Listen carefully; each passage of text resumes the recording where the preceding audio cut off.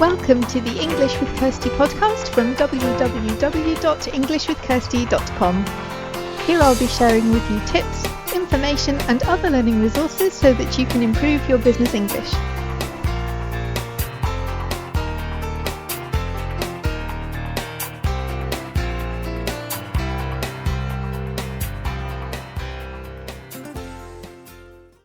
Hi everybody and welcome back to the English with Kirsty podcast, and today I have a special guest who's here to talk with us, and it's somebody that you haven't met before, so I'm looking forward to getting to know her too because I haven't met her before either, so this is going to be fun.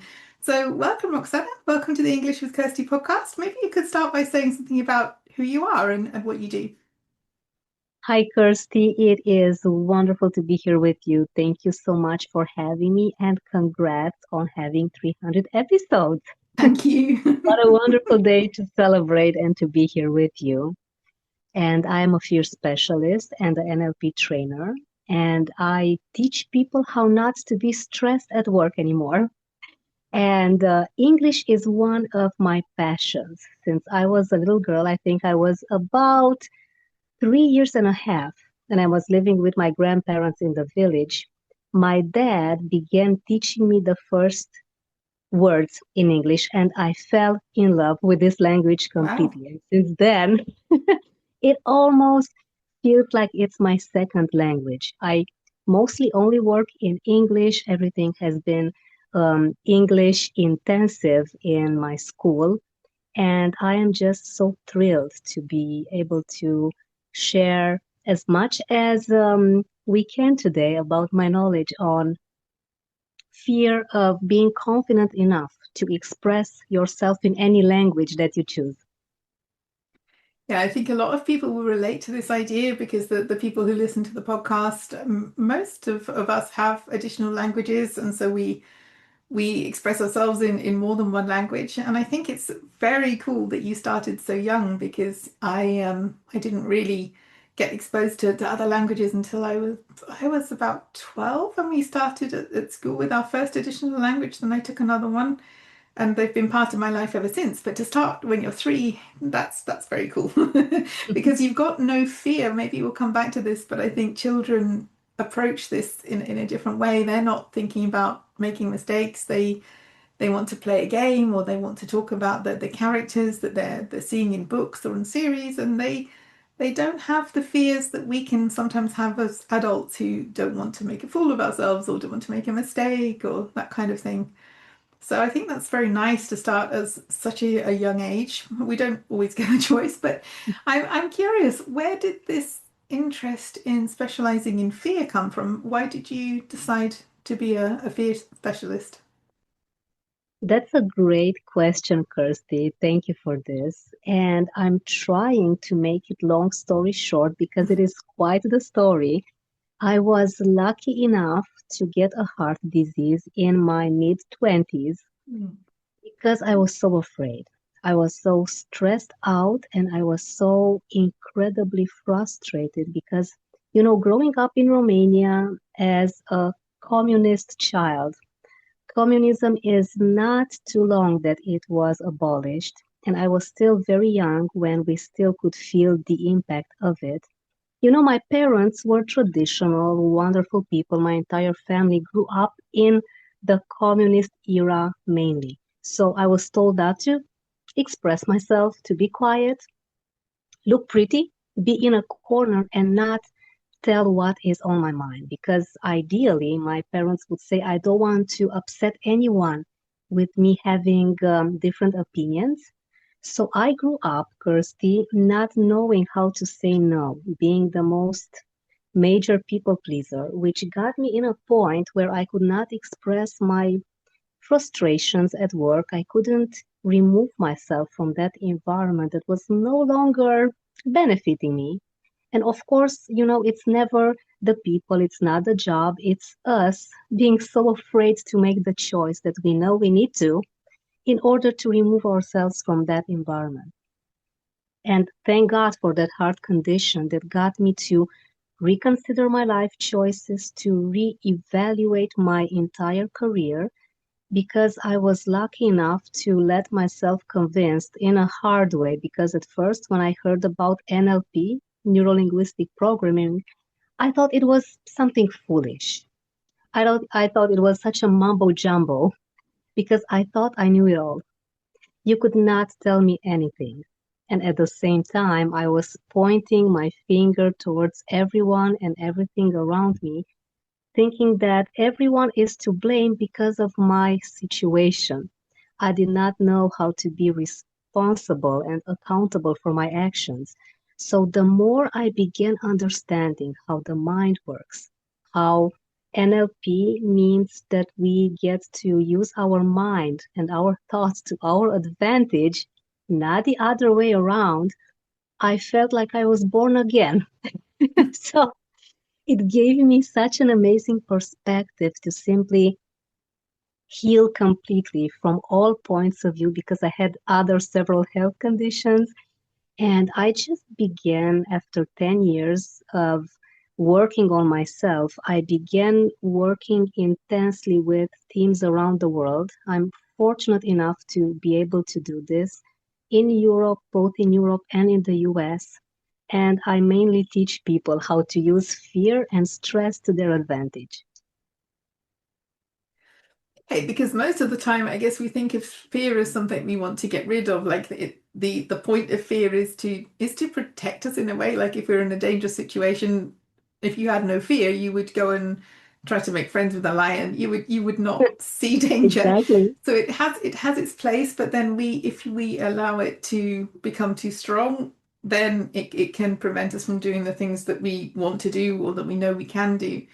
So maybe if we can think, because this is a podcast about people who are working in different languages, one of the biggest fears that my clients or people I'm speaking with talk to me about, and one that I know as well from my own journey, is the fear of really being yourself in another language, being the person who you really are, and whether you can accomplish that, whether you can use the knowledge that you have to really express what's in your mind, in your heart, in the other language. So, how do we get from being afraid like that to actually realizing our potential and trying? I don't think maybe it will ever disappear completely, but how can we limit its impact on us and our behavior?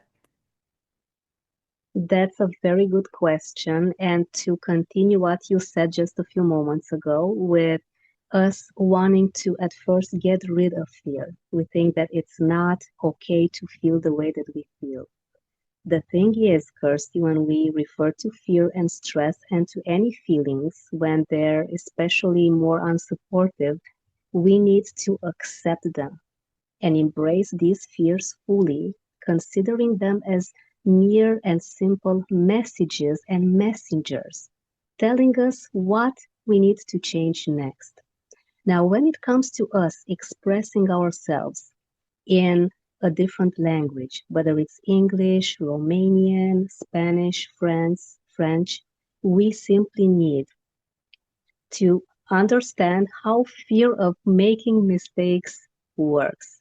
Because the biggest fear, Kirsty, that I encounter when people are wanting to express themselves, but they can't, is the fear that they are going to fail, meaning that Mm, others could consider them as not enough, not professional enough, maybe not witty enough, or maybe they will make a mistake and then they will seem as unprofessional, someone that could be weak or not prepared enough, or maybe not educated according to the company's needs or to society's needs as well. Why not? So let us start looking at mistakes, Kirsty, the same way we look at fears, embracing them, understanding that it's normal to make mistakes. It's pretty much life at its finest, giving us the most amazing lessons. Because the truth is that we never learn when we are in the comfort zone, do we? There's mm. nothing to learn there. So when we make a mistake, even if it's a grammar or it's the way that we use a word, whether it's something that can distort the original meaning that we have intended for a particular sentence or project, or when we are in front of other people. Simply acknowledge that we are humans, always, always failing and learning. And next time we are going to make it better. Because unless we put it in practice, Kirsty, how will we know what works for us and what doesn't work? Through practice, through showing up, through expressing yourself, using that language that could seem a bit scary at first, makes us become better and better and better until it's part of who we are. So we need to be kind with ourselves in the process and simply accept that making mistakes is normal. Next time, after we make a mistake, ideally, we don't want to make the same mistake again. We want to put the lesson in practice and then create a better and better experience every time we show up in the other language. And I think with everything like that you're saying, there are ways to make this journey a bit easier. Like rather than saying you're going to speak in front of a big conference, if you've never done any speaking, like speak in front of a small group, speak with some colleagues, speak, like you can build up to the Exactly. bigger things. But what about when you've done all the preparation work and you've still got to do the thing that's scary? How can the messages that we say to ourselves, like the way we speak with ourselves, what are the best messages? Because you can't ignore the fear, because like the fear, maybe somebody is going to speak in front of a big group of people. It's probably going to be there if they haven't done it before, or even if they have. So you don't deny that it's there, but how can you change that into something that is more either neutral or more positive rather than something that's more debilitating, like on the day of the presentation, for example? Oh, yes. And we have here a mindset shift. When we want to deliver a message in front of an audience, whether it's small or big, the entire focus needs to be on the message itself, not on us anymore. Our intention here needs to be clearly us guiding our audience, our public, to understand the value of the message that we want to transmit to them. So instead of thinking, what will others think about me? What if I Mm. don't sound right?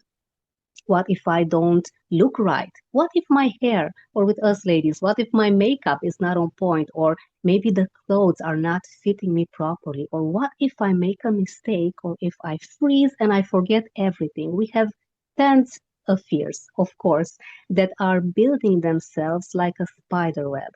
So, what we can do instead of asking ourselves these questions that unfortunately put ourselves on the spotlight, our question needs to be, how can I make this a better experience for my audience? How can I Mm. make sure that my message is properly understood by the people that I work with? What questions will my audience potentially have at the end of my presentation? How can I support them better?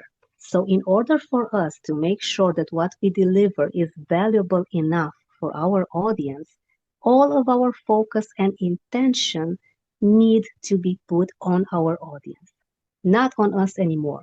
Then, Kirsty, like a miracle, all of the tension and all of the fear and the stress and the anxiety simply melt away. Because your focus is somewhere else. It's Exactly. it's on them. And how do we, like, for example, so somebody's doing that, but the one of the ways that fear can raise its ugly head is to remember previous times when maybe we did make a mistake, or another time in the past, oh, I said something and then everyone laughed, and then, like, so coming back to things that are gone and are over and they're not influencing us now, but our brain sometimes likes to remind us about them at the least helpful times. So what kind of message can we give to ourselves when this kind of thing happens? And indeed, Kirsty, our brain, our mind is negative by default. It's built on fear, just like you said at the beginning, because fear is here to protect us. Our mind's sole goal is to keep us alive, not thriving, not being successful, just alive and breathing. So, the best technique that you can put in practice, that anyone that's listening to us wants to even have now, um, is to, and it's truly making me smile, is to force a smile, which means that you need to use your index fingers and lift the corners of your mouth. It's very funny. And in a way, I wish that we could have video so that people could see how extremely funny I look. Because when we do that, Kirsty, our brain, through muscle memory, knows that if Kirsty is smiling, if she's laughing, she is safe.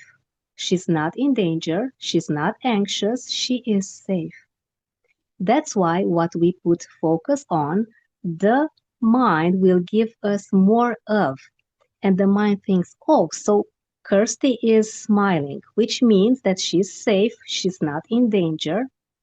So let me give her more reasons to smile about. And then your entire system relaxes. You detense yourself on the spot, and then you can start to deliver a valuable presentation for your audience. So this is a trick that you can put in practice 5 seconds before starting to calm yourself completely, because the first step is always the hardest, isn't it? When you start talking and expressing yourself, it'll all come together in a better way.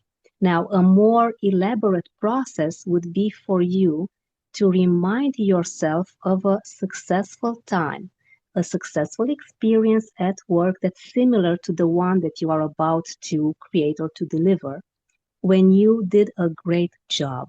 Because the mind can go 50-50. Yes, we need to work a bit more to get it in the positive realm, but since it's negative by default, we need to pat ourselves on the shoulder for a bit and just get ourselves to look at all of the great things that we achieved so far, all the successes, the great feelings that we have created in the people around us through our work, through the thing that we are delivering.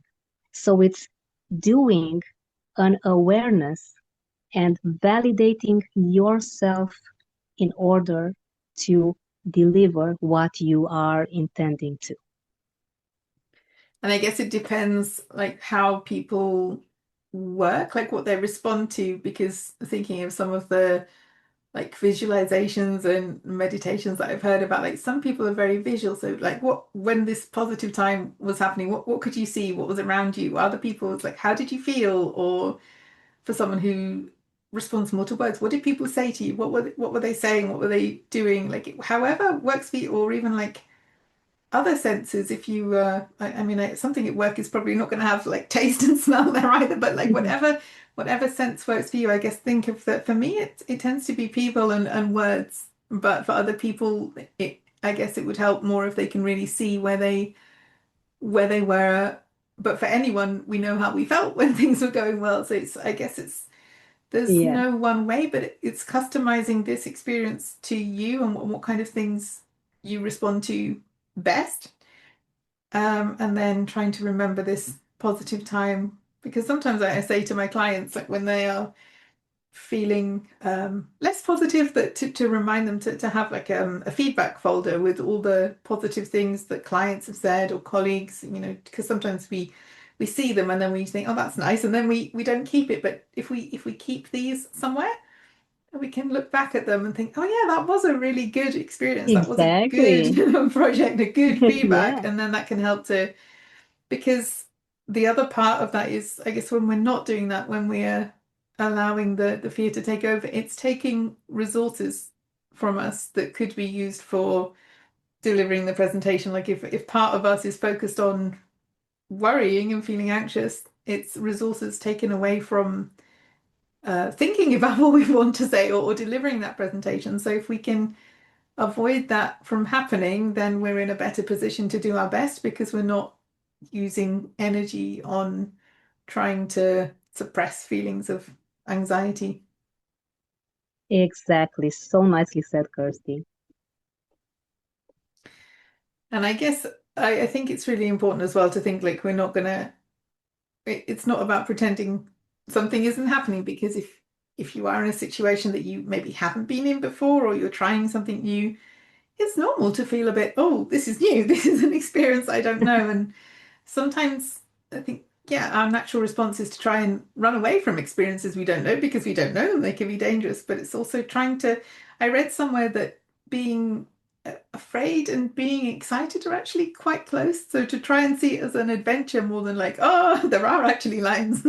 Yeah, Exactly. you know. Yes, the amygdala, Kirsty, is millions years in information when, unfortunately, if we would not be 100% careful, we would be attacked by a tiger as we would be going out of the cave as humans. So, no wonder since we have so much danger stored in our system, we need to be very mindful that our mind is doing its best. We are always doing our best with the resources we have handy, and it's always work in progress. So the more we practice, the more we get our minds to get used to certain actions, the better it will be. Yeah, and seeing it as being open to curiosity as well. Like, oh, I wonder what will happen at this event. I wonder who's going to be there. I wonder what questions I will get Mhm. and what we can achieve today. Like this curiosity of I wonder rather than, oh no, it's going to be however we think it's going to be. Exactly. Sometimes this. And So, if we were to imagine, why imagine the worst case scenario, right? Let's imagine mm, the good stuff. What could go right, not what could go wrong. yeah, maybe we'll meet somebody who's really interesting, or maybe they'll be relevant for us. But most of the time, when relevant people come into our lives, we don't know about it. Like when we meet them, everyone's just at a Yeah. first conversation at the beginning. And it's only with hindsight you can look back and say, wow, like, do you remember when we met at whatever? But uh, you don't know at the beginning. It's another person that came into your day. Exactly. Exactly. So the work that you do now, is it mainly with individuals or with companies or groups? It's mainly with groups because I have been so passionate to see the change on many people's faces at the same time. I do work with individuals as well. It's me wanting to make the change that I went through, luckily, to create it for as many people as possible. Okay, and so I will put your details on our show notes page. But what is the best way to stay in touch with you? Because I know you're on YouTube, you're on LinkedIn. Which is your kind of favorite platform for sharing your content? Thank you so much, Kirsty. I am, as you said, I'm everywhere. It's mostly maybe Instagram that's a bit more closer to my heart since it's also me having a lot of value that people can find in my stories as well. Okay. Well, I'll make sure that we'll put the link to Instagram on our sites page as well, on our episodes page as well, so that people can find you there if they want to find out more about your work and what you do. And if you were to give one final short piece of advice to the listeners, well, that's put you on the spot a bit, but what would you say as like a parting tip to improve their day? What would you tell them? Thank you, Kirsty. I love this question, and it would be something that I wish I had heard when I was at the beginning of my journey and understanding and realizing how the mind works. And it would be to keep on going. You are doing great, exactly as you are right now. Yeah, that's very, it keeps us, what's this people? It's me as well. It keeps us in the moment, thinking not about what happened, not about what might happen, but like now where we are, keep going, doing what you're doing now in the moment that we're in. It'll be So, better. Practice, practice, and be kind with yourself in the process because we tend, Kirsty, to be so kind with others and compassionate and so empathetic. But then, do we do the same for us? No, we don't, right? We sometimes forget that we need to be our own BFFs and most amazing supporters and allies and support system. Because anything that comes from the outside is never going to be enough, Kirsty. And I know that we all know it. I know that everyone knows that external validation is not truly real, but we tend to forget about it. Since life is happening so quick, we live in this very extremely technological era where we are sometimes rushing and we don't know why. It's just now imprinted in who we are. We are To be always busy. on a rush and we forget to treat ourselves with the kindness that we work on showing others. Yeah, that's why I really like to be in the nature, because nature's not in a hurry. The flowers aren't in a hurry to grow, and then it does it uh, in its own rhythm, its own time, and yeah, it's that's I find that really grounding to go out where the trees are, where the water is, where the animals are, and I just think, yeah, sometimes doing this helps me to then do what you're saying and to be kinder because you're right, people are they can say, oh, that was really good. And you're saying, oh, but I forgot this point that I was going to make and it was really important. But yeah, ultimately be kind, keep going. I mean, yeah, let's leave it there Yeah. because that's a good place to stop. So thank you for coming on the podcast. And for anyone who's listening, you can find all of Roxana's information on our episodes page where you can find out more. So yeah, have a great day and thanks for sharing. Thank you so much for having me, Kirsty. A great honor and such wonderful questions. Thank you so much for the inspiration as well.